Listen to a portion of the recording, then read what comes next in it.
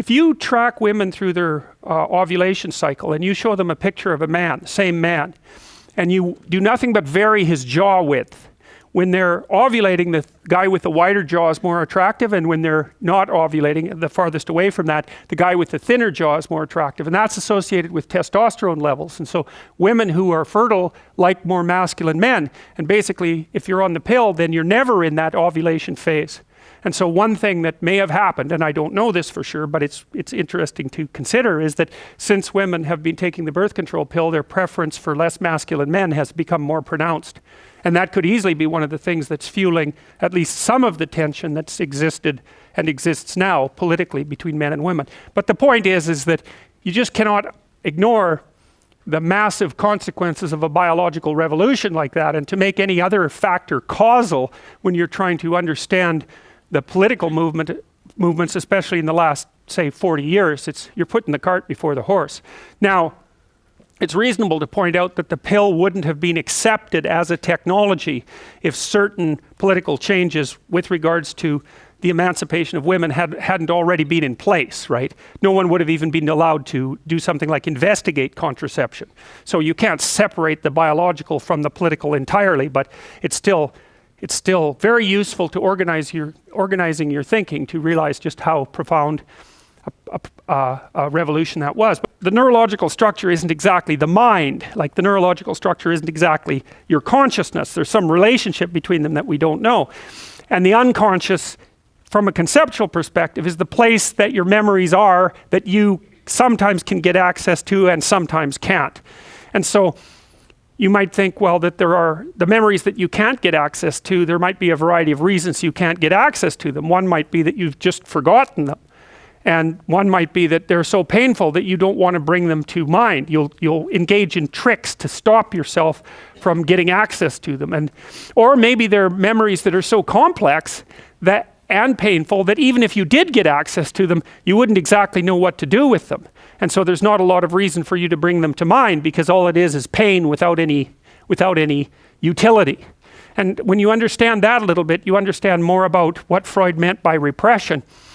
The thing about Freud is that he kind of believed that, like many people believe now, that when you remember an event in the past, it's almost as if you're using a videotape recorder, and that when you experience that, the memory is somehow recorded in you like it happened. But that's not a very accurate version of how memory works. I mean, we know that memories can be easily distorted. For example, if you interview someone about an event and you make suggestions that there was something present in the event that wasn't there, and then you bring them back a couple of weeks later and you ask them about the same event, they'll often incorporate the thing that they were told into the event.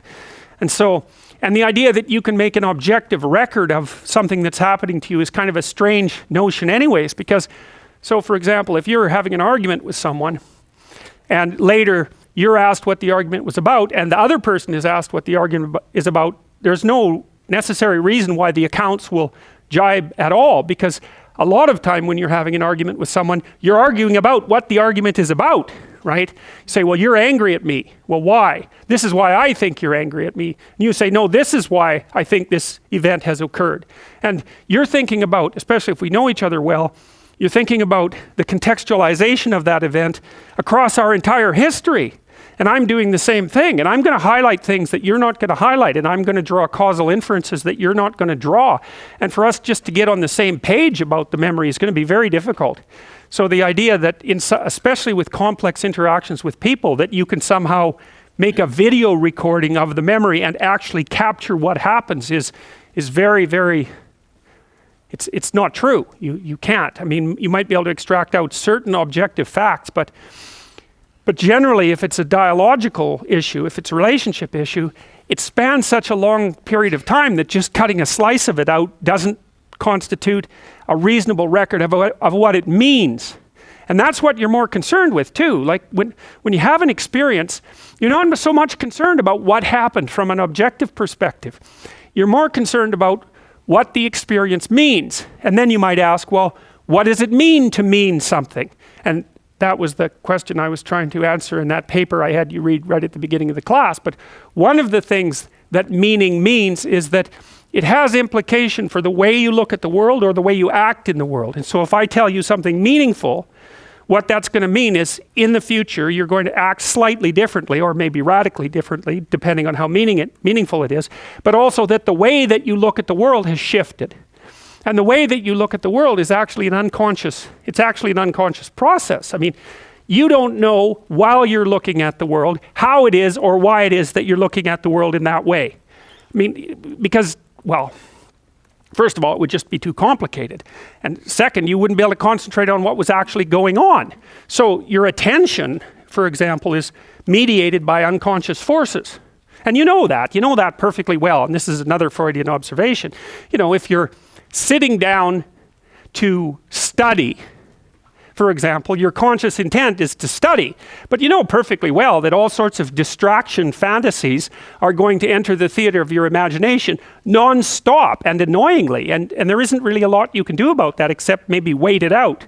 You know, so you'll be sitting there reading and your attention will flicker away. You'll think about, I don't know, maybe you want to watch Jane the Virgin on Netflix or something like that, or maybe it's time to have a peanut butter sandwich, or you should get the dust bunnies out from underneath the bed, or it's time to go outside and have a cigarette, or maybe it's time for a cup of coffee, or it's like all these subsystems in you that would like something aren't very happy just to sit there while you read this thing that you're actually bored by, and so they pop up and try to take control of your perceptions and your actions non-stop. Maybe you think, well, this is a stupid course anyways, why do I have to read this damn paper, and what am I doing in university, and what's the point of life? It's like you can really get going if you're trying to avoid doing your homework, and then you might think, well, what is it in you that's trying to avoid? Because after all, you took the damn course and you told yourself to sit down. Why don't you listen?